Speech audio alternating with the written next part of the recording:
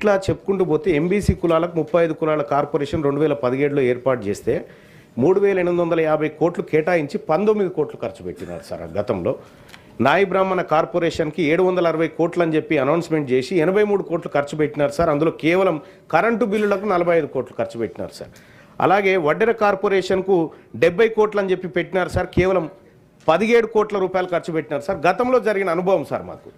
ఇది రిపీట్ కాకుండా ఉండడం కోసం చెప్తున్నటువంటి మాట సార్.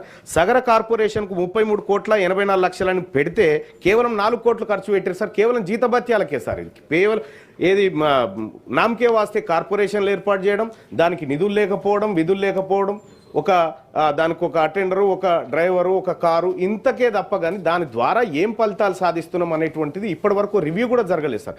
గత 10 ఏళ్ల అనుభవాన్ని చూసుకుంటే సార్, ఇక్కడ రజక కార్పొరేషన్కు 841 కోట్లు కేటాయించడం గత ప్రభుత్వం చెప్పింది సార్. ఖర్చు పెట్టింది 111 కోట్లు అయితే 75 కోట్ల 80 లక్షలు కేవలం కరెంటు బిల్లులు సార్.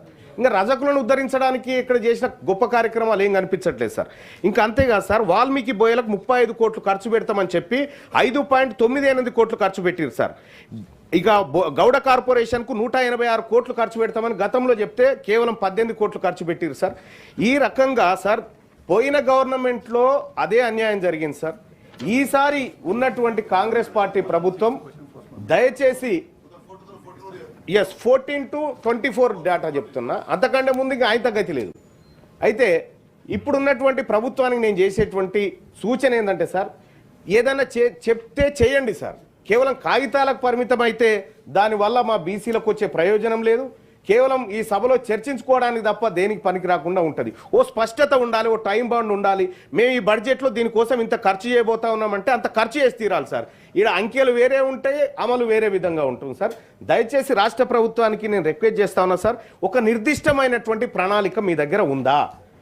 ఇంత కేటాయింపు జరిగితే ఇంత ఖర్చు చేయబోతున్నాం, ఖర్చు చేయకపోతే ఈ నిధులను వచ్చేసరికి బదలాయించేటువంటి సప్లాన్ విధానం ఏమన్నా మీ దగ్గర ఉందా? దయచేసి ప్రభుత్వాన్ని తమ ద్వారా అడుగుతా ఉన్నాను సార్. బండ ప్రకాష్.